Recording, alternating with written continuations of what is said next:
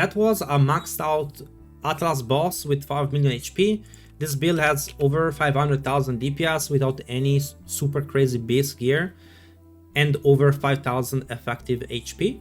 This is the more endgame version with some uniques. I already made the budget version before. I have improved the build though quite a bit, so there is quite a few things to look into that the previous build did not have. Let's go over all the changes. We're gonna start with the charms. Charms are about to get buffed, in fact, and I'm excited for that.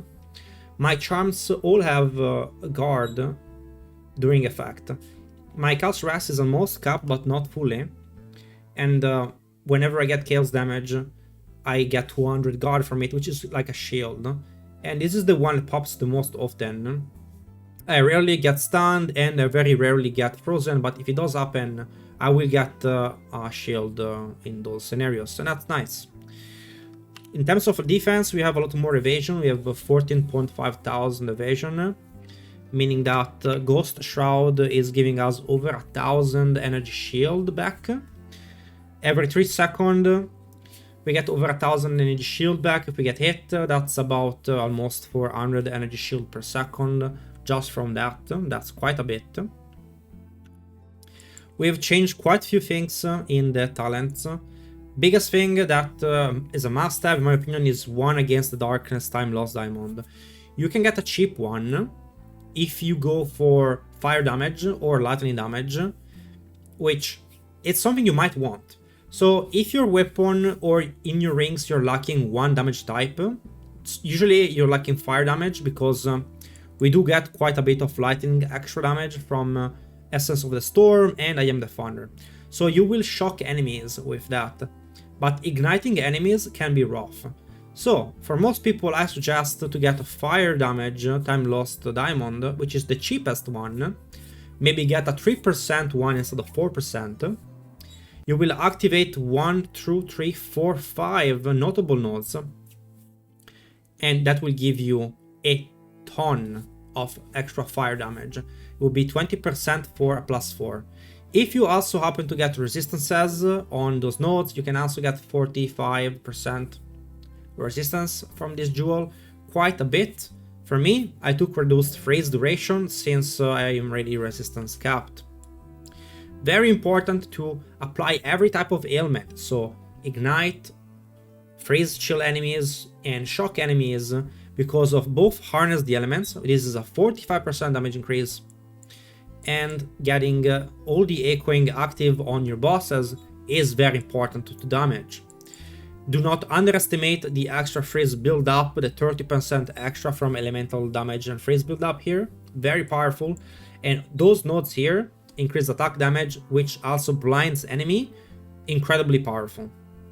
By blinding enemies, not only it is a defensive layer for us, but for bossing, I switch one gem. If I have to do a pinnacle boss, I remove the 100% critical hit against full HP enemies for 15% crit and crit damage against blinded enemies. So you can easily keep bosses blinded with Blinding Strike and get massive support gem for that fight. Very, very powerful. We have removed this portion of the tree, and we have not gonna go for CI. I believe the points are not worth it, and the investment to increase your ailment threshold and stun threshold is not worth it. Having a little bit of HP so that your ailment threshold is based on that, I think it's really strong. And if you really want, you can get one gem, one jewel with increased stun threshold and ailment threshold, and I think that works wonders. Let's go over the jewels changes before we talk about the gear. Sorry, the gems changes. So for high strike, you wanna keep the most important ones, which is the first. Martial tempo, ice bite, then in order of importance will be ambush, primal armament, and then if you have time, close combat. Blind side, you switch it out for ambush whenever you want to fight a boss. Obviously, because their chance to blind is only 10%. For fresh killing, things that die in one hit, blind side wouldn't be very powerful, so that's why it's not really worth running. Tempest Bell, I like overabundance and persistence. And I like to run Soul Thief because on bosses, Soul Thief, meaning that Bell does mostly physical damage, pretty much guarantees that we never run out of mana, even if we don't have mana potions available, which is something that for long pinnacle fights you might want if you don't have the DPS. Then I would say, in order of importance, would be Culling Strike. It is a 5% extra damage on bosses, it's nice, and Immolate at the end. Wind Dancer with Wind Wave, Unbreakable, and Pin. Then Lockdown and Glaciation at last, if you have the extra spot for that. My End of Charyula setup with Freezing Mark, Temporal Chains, and Heightened Curse. Making stuff expire slower is nice, especially because we want the Freezing Mark to stay as long as possible. 54% freezing is pretty strong. Herald of Thunder with Mastery, Long Shot, Biting Frost, and Elemental Focus. We have Ghost Dance with Fast Forward, Herbalism, and Cannibalism. I like the extra HP regen from Cannibalism. Sometimes things go through your energy shield, and this allows you to recover your HP super fast. Herald of Ice with Innervate, Cold Mastery, Charm Bounty, and Life Bounty. Herald of Ash with Magnified Effect and Warm Blooded.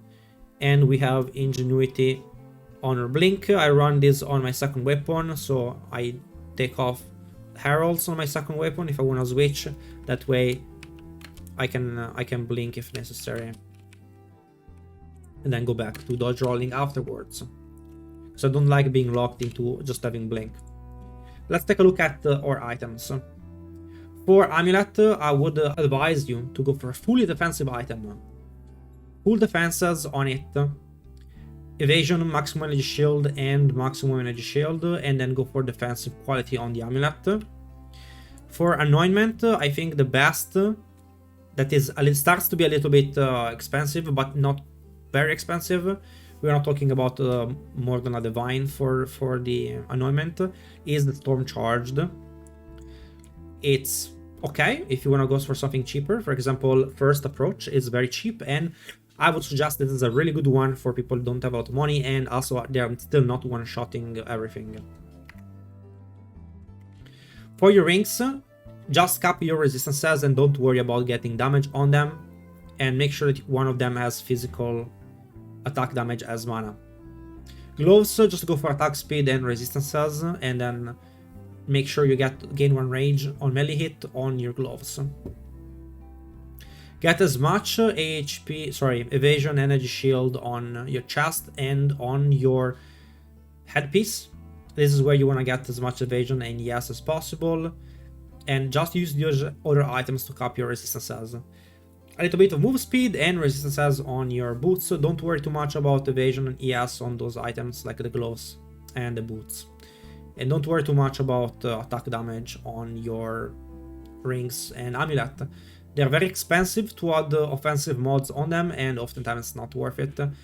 Whenever you get an extra roll of intelligence, strength, or dexterity, it's nice to have because you will need the extra stats for the build. For the weapon, get one with attack speed, critical hit chance, and as much DPS as you can get, and then try to get either crit damage or melee, ranks to melee skills on it. And right now they're getting pretty cheap. A lot of people are selling down their old weapons, so you can get stuff in the 400 and 500 DPS range for pretty much nothing. They're throwing them on your back. That's it, guys, for the build. For again, the charms are really nice. Always want to have remember guard on your charms, especially for the chaos one. I like to not be fully chaos capped and let the charm take a little bit of the rest there, and this is the charm that pops the most often, so having 200 guard very often is very nice. Freezing and stand, I don't get stunned often. For the ingenuity, go for a cheap one, even with low, doesn't need to have 30%, not even close to it. It's barely a difference. Get one with 25, 23, 22, whatever, and just get 2 charm slots on it. They're very cheap, they're less than 1 divine when you do that, and you'll be happy. You can spend very little to get this build online and have a similar power to me. And you should be able to clear at least... for me, I think a great thing to clear in the Atlas is to get the King and the Mist. And to go 8 out of 8. And I make about 2 or 3 divine per hour with these farming strategies. Right now, those points here, I don't have them on all the time. I just have an item that I have to referral and have to defer that I have to pick back up. You would go for he approaches instead. Guys, I hope you liked the guide and the changes on the build. Clapping, and I'm gonna now switch builds and play something else. Maybe do another budget options. Thank you for watching, and I will see you guys in game. And if you have any questions, message me.